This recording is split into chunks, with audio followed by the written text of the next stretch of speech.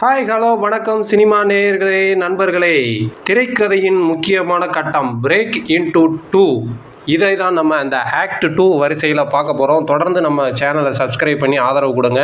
திரைக்கதை எப்படி எழுதுறதுன்னு பார்த்துக்கிட்டே வாங்க. இதுதான் கதையின் முதன்மை கதாநாயகன் பழைய உலகத்தை விட்டு புதிய போராட்டத்திற்குள் நுழையும் புள்ளி. தமிழ் சினிமா இதை எப்படிலாம் திறமையாக பயன்படுத்துறதுன்னு கொஞ்சம் பார்ப்போம் வரீங்களா. கதாநாயகன் ஒரு முக்கிய முடிவை எடுத்து தானே போராடும் தருணம், ஒரு எமோஷனல் ஷிஃப்ட், ஆக்ஷன் ஷிஃப்ட், புது செட்டப்புக்கு ஹீரோ உள்ள நுழைய போகிறாரு.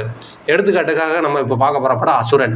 அசுரன் படத்தில் பார்த்தீங்கன்னா தன்னோட மகனை காப்பாற்றுறதுக்காக தந்தை சண்டைக்குரிய பாதையை தேர்ந்தெடுக்கிறார். பீஸ்ஃபுல் லைஃப்ல இருந்து வயலண்ட் பாத் இதுக்குள்ளே நம்ம ஹீரோ உள்ளே நுழைய போகிறாரு. அதுக்கப்புறமா பார்த்தீங்கன்னா ஜெயம்.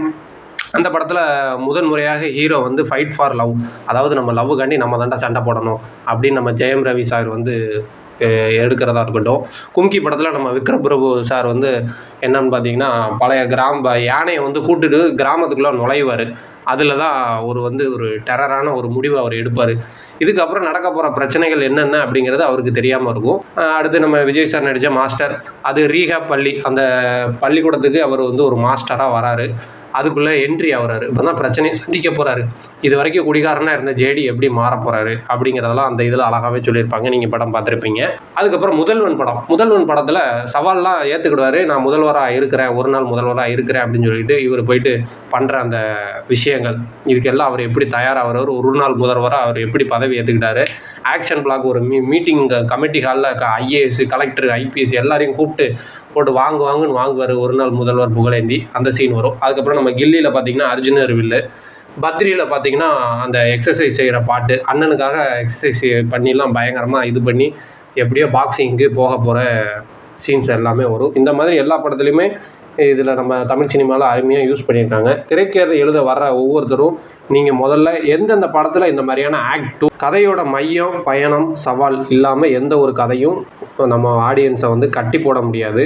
ஆடியன்ஸுக்கு இது நம்ம எப்படியாவது நம்மளால் ஜெயிச்சிடணும்டா போராடி அப்படிங்கிற எண்ணத்தை இந்த இடத்துல நீங்கள் கண்டிப்பாக கொடுத்தே ஆகணும். இதான்டா நம்ம ஹீரோ எப்படியாவது ஜெயிக்கணும்டா, கபடி மேட்சை விட்டுட்டு ஒரு பொண்ணு பின்னாடி போய் காப்பாற்றுறான் பாடுறா, அந்த மாதிரி எண்ணம் வரக்கூடாது. அந்த மாதிரி நம்ம ஹீரோவை நம்ம உருவாக்கணும். அந்த ஒரு எண்ணம் வந்துச்சுன்னு வைங்களேன், படம் மொத்தமாக அவுட் ஆயிரும். ஆனால் வேலு கபடி மேட்ச்லேயும் ஜெயிக்கிறான், கடைசியில் திரிஷாவையும் தட்டி தூக்குறான். அதனால தான் கில்லி இன்னைக்கு வரைக்கும் ஆல் டைம் ஃபேவரைட்டாக இருக்குது. நம்ம ஒரு நடிகருக்காக இந்த ஆதரவை தெரிவிக்கல, ஒரு கமர்ஷியல் படம் எப்படி ஹிட் ஆகிருக்கு அப்படிங்கிறத தான் நம்ம சொல்கிறோம். அதனால் நீங்கள் கமெண்டில் பொங்கிடாதீங்க. அதனால் நம்ம எல்லோரும் சினிமா ரசிகர்கள், சினிமாவை நேசிக்கிறவங்க எல்லாருமே நமக்கு ஃபேன்ஸ் தான். நன்றி, வணக்கம், நாளைக்கு சந்திப்போம்.